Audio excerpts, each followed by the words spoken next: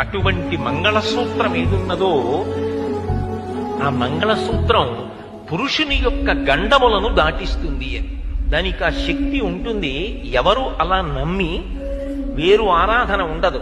దానికి ఉన్న నియమం ఏమిటంటే ఏ కారణము చేత అది తీయకుండా ఉండుటయే. దాని మీద ఉన్నవారు ఆ గౌరవాన్ని పాటిస్తారంతే.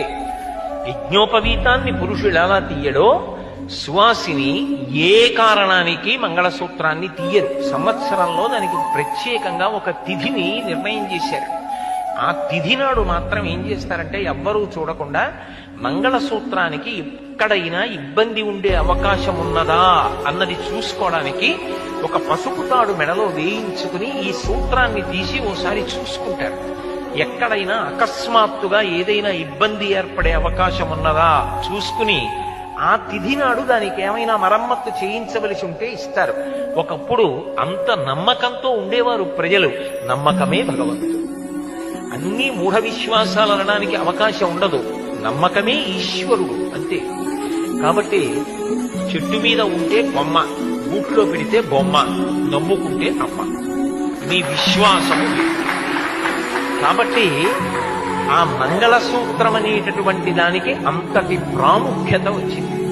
ఇటువంటి మంగళసూత్రము ఏదైతే ఉందో అది అటువంటి మంగళసూత్రం ఏదున్నదో ఆ మంగళసూత్రం పురుషుని యొక్క గండములను దాటిస్తుంది అని. దానికి ఆ శక్తి ఉంటుంది. ఎవరు అలా నమ్మి వేరు ఆరాధన ఉండదు. దానికి ఉన్న నియమం ఏమిటంటే ఏ కారణము చేత అది తీయకుండా ఉండుటయే. దాని మీద ఉన్నవారు ఆ గౌరవాన్ని పాటిస్తారంతే. యజ్ఞోపవీతాన్ని పురుషుడు ఎలా తీయడో సువాసిని ఏ కారణానికి మంగళసూత్రాన్ని తీయరు. సంవత్సరంలో దానికి ప్రత్యేకంగా ఒక తిథిని నిర్ణయం చేశారు. ఆ తిథి నాడు మాత్రం ఏం చేస్తారంటే ఎవ్వరూ చూడకుండా మంగళసూత్రానికి ఎక్కడైనా ఇబ్బంది ఉండే అవకాశం ఉన్నదా అన్నది చూసుకోవడానికి ఒక పసుపు తాడు మెడలో వేయించుకుని ఈ సూత్రాన్ని తీసి ఓసారి చూసుకుంటారు.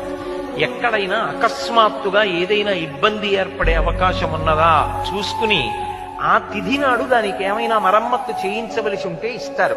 ఒకప్పుడు అంత నమ్మకంతో ఉండేవారు ప్రజలు. నమ్మకమే భగవంతుడు.